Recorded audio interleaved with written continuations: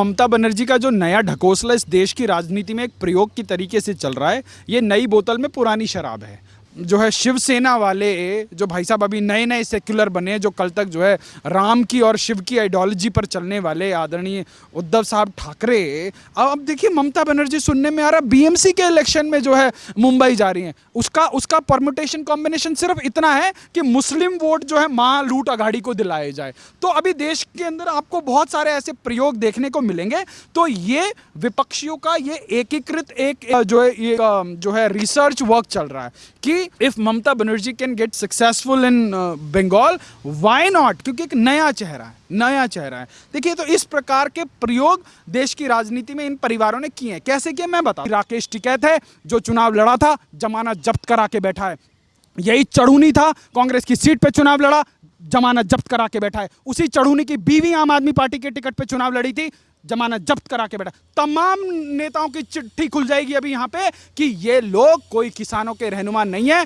500, 700, 800 करोड़ के ये वो दलाल हैं जो उन छोटे मंझले किसानों को एक्सप्लॉइट करते हैं और उनका जो है कमीशन का मोटा पैसा खाते हैं और किसानों को अपने रहमो करम पर नचाते हैं। अब और कुछ नहीं बचेगा तो राकेश टिकैत कहेगा आंदोलन तो जारी रहेगा। और क्यों जारी रहेगा? जब तक सलमान खान और राहुल गांधी की शादी ना हो जाए।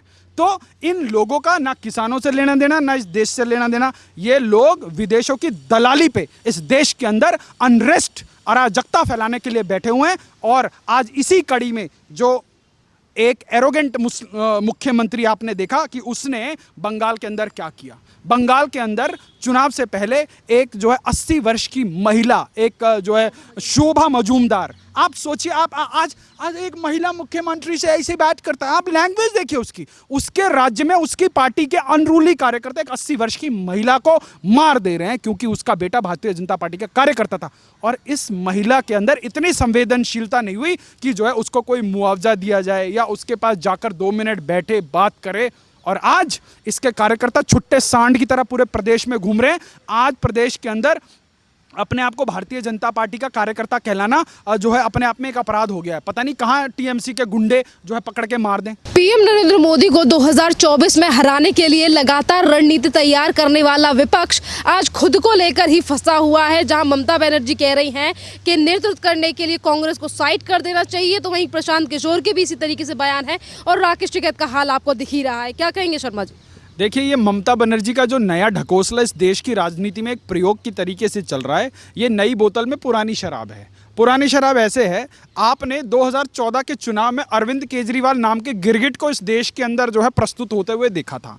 जो इस देश में भ्रष्टाचार विरोधी आंदोलन जो कांग्रेस के खिलाफ था, उस आंदोलन की पैदाइश है। परंतु जाकर बनारस में चुनाव लड़ता है नरेंद्र मोदी के खिलाफ। वो अपनी अम्मा सोनिया गांधी के खिलाफ चुनाव नहीं लड़ता, वो अपने पार्टी के एक कार्यकर्ता को राहुल गांधी के खिलाफ चुनाव लड़ाता है, पर उसके पक्ष में प्रचार करने नहीं जाता है। तो इस देश के अंदर देश की जनता को मूर्ख बनाने का जो एक विशुद्ध ठेकेदारी है, वो सिर्फ गांधी परिवार के पास नहीं रह गई है। अब वो ठेकेदारी बदल कर जो है ममता बनर्जी के पास चली गई है, क्योंकि ममता बनर्जी भी तो उसी का प्रोडक्ट है। उसी कांग्रेस राजनीति से फल फूल कर जो है एक देशी मूल के बहू के नाम पर जो है अपनी पार्टी अलग करके अब जो है ममता दीदी की महत्वाकांक्षाएं बड़ी तेज हैं। कुछ जो है दरबारी ने ममता बनर्जी को भी फूंक दिया कान में ले जाके कि दीदी तुम नरेंद्र मोदी को हरा सकता है। तो दीदी को लगा कि कभी तो लगता है अपनिच भगवान है। तो दीदी जो है अपनी चप्पल में फटफट करते हुए कभी दिल्ली, कभी मुंबई, कभी बेंगलोर, इधर उधर, क्योंकि प्रशांत किशोर ना हो गया कि जो है भगवान का वरदान हो गया, वो किसी के जाके चिपक जा रहा है तो वो जो है लोहे को भी सोना बना दे रहा है। तो ये एक ऐसी जो है ऐसा परसीव कर लिया इस देश के राजनीतिज्ञ लोगों ने कि भैया ठीक है, सबका दिन आता है। आज प्रशांत किशोर का दिन आ रहा है, कोई बात नहीं। प्रशांत किशोर ने 2017 के चुनाव में 2 लड़कों का साथ पसंद है भी किया था, और 2 लड़कों का साथ यूपी की जनता को कितना पसंद आया वो आज हमारे सामने है। वो दोनों लड़के जो है अपना सर खुजाते हुए एक इधर दीवार पे सर मार रहे हैं, एक उधर दीवार पे सर मार रहा है। आप शुक्र मनाइए कि ममता बनर्जी चुनाव जीत गई। अगर ममता बनर्जी ये विधानसभा का चुनाव हार गई होती, आप सोचिए अपनी विधानसभा नंदीग्राम हारने पे तो वो ऑलमोस्ट बोरा गई थी कि जो है आगरा ले जाने की नौबत हो गई थी। सोचिए अगर वो चुनाव हारती, वो तो भला हो कांग्रेस का और कम्युनिस्टों का जिन्होंने खुद विधवा होकर जो है उसके सुहाग की रक्षा करने की कोशिश करी। तो ये जो इस देश के अंदर एक राजनीतिक षड्यंत्र चल रहा है, ये कोई ममता बनर्जी का अपना अकेला का नहीं चल रहा, ये 10 जनपद वाली भूरी काकी और जो है जो बहन जी आई हैं वहाँ से, जिनको जो है राष्ट्रगान भी पूरा बोलना नहीं आता, जो बैठते बैठते उठती हैं, उठते उठते बैठती हैं और आधा अधूरा बोंगो पर जाकर राष्ट्रगान खत्म कर देती हैं। उसके बाद कैसा राष्ट्रगान, किसका राष्ट्रगान, मुझे मतलब नहीं, क्योंकि ममता बनर्जी तो स्वयं भगवान है। वो तो जो है क्या नाम है, सुबह सुबह वो क्या बोलते हैं जिसके ऊपर हम दौड़ लगाते हैं, उसी के ऊपर वो आधा काम कर लेती है, ट्रेडमिल के ऊपर। अब ऐसी विचित्र शक्ति की धनी आदरणीय ममता बनर्जी, जिनका पैर टूट गया था, टूटे पैर से उन्होंने पूरे बंगाल का जो है चुनाव निपटा दिया। अब वो सोच रही हैं कि मैं ऐसा ही कुछ करके जो है अब जो है देश का चुनाव भी निपटा दूंगी। परंतु ममता दीदी काठ की हांडी बार बार नहीं चढ़ती, क्योंकि हाँ ठीक है, बंगाल की जनता ने आपको मैंडेट दे दिया या आपने जो कुछ भी किया, आज वो देश के सामने है। परंतु Narendra Modi is not that easy guy what Mamata Banerjee और प्रशांत किशोर थिंक्स। तो जिन लोगों को लगता हो, देखिए अभी इससे पिछले चुनावों में 2014 से पहले के चुनाव में देश में ऐसी एक दूसरी ममता बनर्जी भी थी, जिनकी हुकूमत के हाथी जो है उत्तर प्रदेश में जो ऐसे चिंगाड़ के खड़े होते थे कि जब उनकी मूर्ति में साला पर्स नहीं लगाया तो जो है बहन जी जो है पूरे के पूरे मूर्तियां बदलवा दिया करती थी। तो उन बहन जी के 20 सांसद हुआ करते थे और वो अपने आप को स्वघोषित दलितों की मसीहा समझती थी और वो चाहती थी कि वो देश की प्रधानमंत्री बने। जब लालू जी इस देश के अंदर प्रधानमंत्री बनने की महत्वाकांक्षा देख सकते हैं, तो जो है उनके तो फिर भी 20 सांसद थे, तो उनका क्या हश्र हुआ आज देश के सामने, वो भी जनता देख रही है। इस तरीके से विपक्ष में फूट पड़ती हुई नजर आ रही है, तो कहीं ना कहीं राहुल गांधी के सपने तो टूटते हुए नजर आ रहे हैं, क्योंकि राहुल गांधी को ही प्रधानमंत्री बनाने का सपना देखती है कांग्रेस, सोनिया गांधी, और सोनिया गांधी और राहुल गांधी को ही साइड करने का काम कर रही है ममता बनर्जी। देखिए हर माँ को अपने बच्चे की काबिलियत पर जो है काबिलियत का पता होता है, और राहुल गांधी की काबिलियत पर जो है एंटोनियो माइनो को पूरा भरोसा है। इसीलिए उन्होंने एक नई रणनीति अपनाई है और ये कांग्रेस की सूझबूझ से जो है एग्जीक्यूट की जा रही रणनीति है। क्या रणनीति है कि अब कांग्रेस तो छीची तूतू वाली पार्टी है, कौन देगा। आज की डेट में खुद को कांग्रेसी कहलाना जो है बहुत बड़े आत्मविश्वास की पराकाष्ठा की आवश्यकता होती है। अब आज जब एक ऐसी पार्टी जिसके लिए उम्मीदवार ढूंढने के लिए जो है हाइड्रोजन बल्ब लगा के ढूंढना पड़ रहा है, तो वो पार्टी क्या करेगी, वो पार्टी एक नया प्रोडक्ट पैदा करेगी। जैसे श्री अरविंद केजरीवाल जैसा एक प्रोडक्ट जो है माननीय अन्ना हजारे जी के जो है संयोजन में पैदा किया गया, और उसने आज क्या किया, आज देश के सामने है। तो सेम ये उसी का एक जो है नया वर्जन जो है एक लेडी वर्जन पैदा किया जा रहा है जो है सोनिया गांधी जी के जो है अंडरस्टैंडिंग में, कि आज देखिए आप देखिए आसाम जैसे राज्यों में कांग्रेस का एस्टैब्लिश सांसद टीएमसी ज्वाइन कर रहा है। आप सोचिए त्रिपुरा में आज ममता बनर्जी हर वहां जाने की और जाकर डिस्टर्बेंस पैदा करने की कोशिश करी है जहां भाजपा की सरकार है। त्रिपुरा में गई, वहां पे जो है किस प्रकार का जो है एक सोशल क्लैश देखने को मिला। आसाम में गई, वहां कैसा क्लैश, मतलब हर जगह जाना है अब ममता बनर्जी को। अब ममता बनर्जी गोवा में भी जाकर चुनाव लड़ रही है, मतलब कि अपना बने ना बने तेरा जरूर बिगाड़ूंगी वाला हिसाब चल रहा है। तो ठीक है, हम एक लोकतांत्रिक व्यवस्था में रहते हैं, तो अब जब जो है शिवसेना वाले जो भाई साहब अभी नए नए सेक्युलर बने, जो कल तक जो है राम की और शिव की आइडियोलॉजी पर चलने वाले आदरणीय उद्धव साहब ठाकरे, अब देखिए ममता बनर्जी सुनने में आ रहा है बीएमसी के इलेक्शन में जो है मुंबई जा रही हैं। उसका परमुटेशन कॉम्बिनेशन सिर्फ इतना है कि मुस्लिम वोट जो है माँ लूट अघाड़ी को दिलाए जाए। तो अभी देश के अंदर आपको बहुत सारे ऐसे प्रयोग देखने को मिलेंगे। तो ये विपक्षियों का ये एकीकृत एक जो है रिसर्च वर्क चल रहा है कि if Mamata Banerjee can get successful in Bengal, why not, क्योंकि एक नया चेहरा है, नया चेहरा है। देखिए, तो इस प्रकार के प्रयोग देश की राजनीति में इन परिवारों ने किए हैं। कैसे किए मैं बता, 2014 से पहले इस देश के अंदर राजनीति बड़ी जो है स्ट्रेट चलती थी कि भैया एंटी इनकम्बेंसी होगा, तो इतना एंटी इनकम्बेंसी को एब्जॉर्ब करने के लिए कांग्रेस क्या करती थी, अपने ही पार्टी के किसी बड़े नेता को डिफेक्ट करा देती थी, वो दूसरी पार्टी बनाता था, जाके इनका 10% में से 5-7% एब्जॉर्ब कर लेता था, फिर उसके बाद सेक्युलर गठबंधन के नाम पर आके जय राजमाता कह के घुस जाता था और सरकार चलती थी। पर क्या हुआ, अब देश के अंदर एक जो है जागरूकता आई, भाजपा भी स्ट्रांग हुई, उधर नरेंद्र मोदी का वाइब्रेंट गुजरात चल रहा था, नरेंद्र मोदी की अपनी राष्ट्रीय राजनीति की महत्वाकांक्षाएं थी, तो उन्होंने उस वाइब्रेंसी को लोगों के सामने रखने की कोशिश करी। अब लोग कन्विंस होने चालू हुए, तो लोगों ने ही नारा दिया अब की बार जो है मोदी सरकार, और 2014 में इस देश में 30 वर्षों के बाद एक पूर्ण बहुमत की सरकार आई। अब सरकार आई तो भैया एक तरफ चाय वाला, 2017 में गाय वाला, तो ऐसा हुआ कि राजमाता की रात की नींद और दिन का चैन उड़ गया। जब चैन उड़ गया तो राजमाता नए नए शिगुफे करने लगी। राजमाता कर ही रही थी 2014 के बाद से कि भैया हमारे नाम के पीछे तो गांधी लगा है, तो हम तो इस देश का राजमाता हूं, हमारे परिवार को तो जो नैसर्गिक अधिकार है इस देश को लूटने का, खसोटने का, तो हमारा बेटा जो है कैसे नहीं बनेगा। मतलब चाहे वो कितना बड़ा आलू हो, चाहे इधर से आलू डाल के इधर से सोना निकालने की बात करता हो, पर हम राजमाता हैं, इनके नाम के पीछे गांधी लगा है, तो चाहे कैसा भी हो, ये महत्वपूर्ण नहीं है कि ये आलू है, समझ रहे हैं आप, ये महत्वपूर्ण है कि ये हमारा बेटा है। तो चाय वाला बर्दाश्त कैसे होता, तो इन लोगों ने क्या कराया, इन्होंने जातिवाद दंगे कराए। कहाँ कराए, इन्होंने हरियाणा में जाटों के नाम से आग लगाई, इन्होंने दलितों के नाम से आग लगाई, महाराष्ट्र में मराठा के नाम से आग लगाई, गुजरात में पाटीदारों के नाम से आग लगाई, इन्होंने कहीं नहीं छोड़ा। इन्होंने पिछले 5 सालों में देश में हर जगह आग लगाने की कोशिश करी।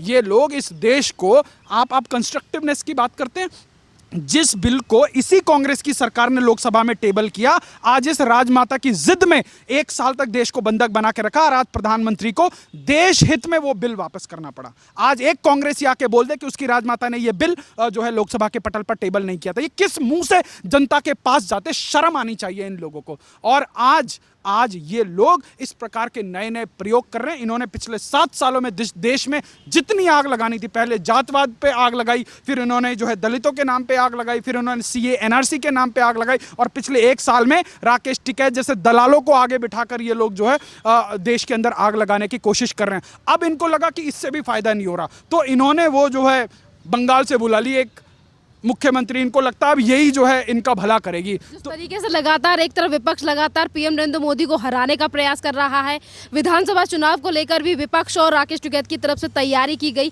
पर अब ऐसा लग रहा है कि एक एक करके जो कोशिश है वो विपक्ष और राकेश टिकैत की फेल होती हुई नजर आ रही है। देखिए, इन लोगों की कोशिशें उसी दिन एक्सपोज हो गई थी जब इन लोगों से सिर्फ ये पूछा जाता था कि भैया इस कानून में काला क्या है।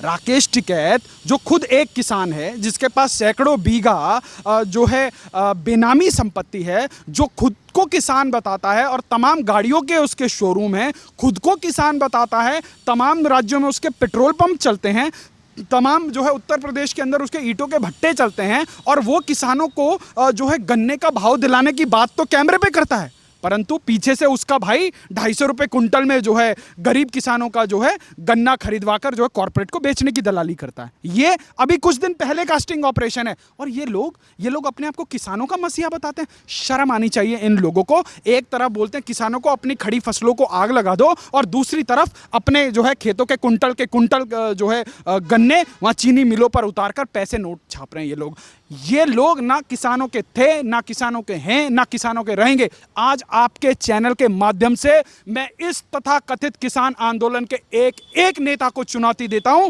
कि हां, अगर तुम सच में किसान के हितैषी हो तो जाओ अपने अपने क्षेत्रों में चुनाव लड़के जो है अपनी औकात जांच लो, दूध का दूध पानी का पानी हो जाएगा। यही राकेश टिकैत है जो चुनाव लड़ा था, जमानत जब्त करा के बैठा है।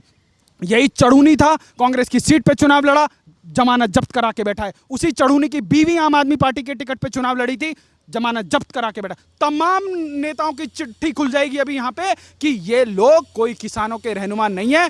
500 700 800 करोड़ के ये वो दलाल हैं जो उन छोटे मंझले किसानों को एक्सप्लॉइट करते हैं और उनका जो है कमीशन का मोटा पैसा खाते हैं और किसानों को अपने रहमो करम पर नचाते हैं। आज देश की सरकार कह रही है कि हम डायरेक्ट बेनिफिट ट्रांसफर से किसान के खाते में पैसा डालेंगे। दलाली कैसे होती है मैं बताता हूं। 5 एकड़ का किसान है और 100 एकड़ का धान बेच रहा है, यूपी से ला रहा है, पंजाब में बेच रहा है, एमएसपी पे खरीद रहा है। आज एमएसपी की बात कर रहे हो आप। आज सब कुछ ट्रांसपेरेंट होना चाहिए। आज सरकार कह रही है कि किसान को एफसीआई को जो है अपना लैंड रिकॉर्ड देना पड़ेगा। लैंड रिकॉर्ड देने में क्या समस्या है? आज सरकार जब कानून सम्मत बात कर रही है तो राकेश टिकैत जैसे लोगों के पेट में दर्द उठ रहा है, क्योंकि जिन लोगों के पास लॉजिक नहीं है ना वो हमेशा जो है बेसिर पैर की बात करेंगे। और राकेश टिकैत की तो भाषा आपने देखी, बक्कल तार देंगे ये संयुक्त किसान मोर्चा, क्योंकि इनकी मांग यही थी कि भैया किसान के ये तीनों बिल वापस हो जाएं। सरकार ने बिल वापस कर दिए, अब जो है गेंद इनके पाले में है। तो अब और कुछ नहीं बचेगा तो राकेश टिकैत कहेगा आंदोलन तो जारी रहेगा। और क्यों जारी रहेगा? जब तक सलमान खान और राहुल गांधी की शादी ना हो जाए। तो इन लोगों का ना किसानों से लेना देना, ना इस देश से लेना देना। ये लोग विदेशों की दलाली पे इस देश के अंदर अनरेस्ट, अराजकता फैलाने के लिए बैठे हुए हैं। और आज इसी कड़ी में जो एक एरोगेंट मुख्यमंत्री आपने देखा कि उसने बंगाल के अंदर क्या किया। बंगाल के अंदर चुनाव से पहले एक जो है 80 वर्ष की महिला, एक जो है शोभा मजूमदार, आप सोचिए, आप आज एक महिला मुख्यमंत्री से ऐसे बात करता है। आप लैंग्वेज देखिए उसकी, उसके राज्य में उसकी पार्टी के अनरूली कार्यकर्ता एक 80 वर्ष की महिला को मार दे रहे हैं क्योंकि उसका बेटा भारतीय जनता पार्टी का कार्यकर्ता था। और इस महिला के अंदर इतनी संवेदनशीलता नहीं हुई कि जो है उसको कोई मुआवजा दिया जाए या उसके पास जाकर 2 मिनट बैठे बात करे।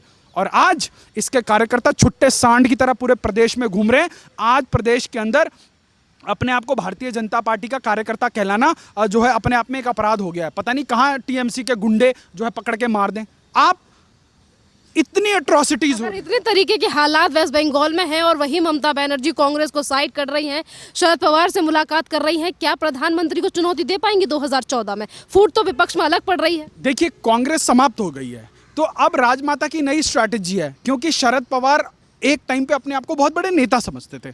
अब शरद पवार की चल नहीं रही है। शरद पवार के भतीजे, अब जो ये पूरी राजनीति चल रही है कि शरद पवार केंद्र की राजनीति के साथ गठबंधन में रहते थे और दबा के भ्रष्टाचार करते थे। आपको याद होगा महाराष्ट्र में एक नहर के ऊपर भ्रष्टाचार हुआ लगभग 20-30 हजार करोड़ का। जब उस नहर के बारे में सवाल पूछा गया तो अजीत पवार का एक बयान बड़ा पॉपुलर हुआ था कांग्रेस के वक्त। उन्होंने कहा था क्या मैं इसमें जो है पेशाब करके इस नहर को भरूंगा। इस प्रकार के असंवेदनशील बयान जो है इन नेताओं के होते थे कि उस विदर्भ से लेकर महाराष्ट्र के तमाम क्षेत्रों में किसान आत्महत्या करता था और उसके बाद इन लोगों के बयान ऐसे असंवेदनशील होते थे। आज जो है तमाम जो है जांच एजेंसियां इन लोगों की जो है बेनामी संपत्तियों को कब्जा कर रही हैं। अभी जो है लगभग 20-25 दिन पहले अजीत पवार की 1000 करोड़ से अधिक की संपत्ति कब्जा हुई है। तो अब पिछले 4 दिनों से शरद पवार साहब दिल्ली में डोरा डाल के बैठे हैं कि भैया मोटा भाई से एक बार कोई तो मिलवा दो, कोई तो मिलवा दो। अब मोटा भाई हैं, वो अपने मस्त तरीके से काम करे जा रहे हैं। तो इन लोगों की डेस्परेशन का नतीजा है कि आज एक संवैधानिक पद पे बैठी हुई मुख्यमंत्री कितने जो है असंवेदनशील तरीके से राष्ट्रगान का उच्चारण कर रही है, बैठे बैठे गा रही है और उसके बाद आधे में छोड़ दे जा रही है। अभी बीजेपी के किसी गली के कार्यकर्ता ने ऐसा कुछ कर दिया होता तो राजदीप सरदेसाई, बरखा दत्त, रवीश कुमार सब पागल हो जाते। पर ममता बनर्जी ने इतना बड़ा जो है ड्रामा कर दिया, उसके ऊपर कोई प्राइम टाइम नहीं करेगा। तो आज देश की जनता जो है इस नए नाटक को भली भांति समझ रही है। बहुत बहुत धन्यवाद।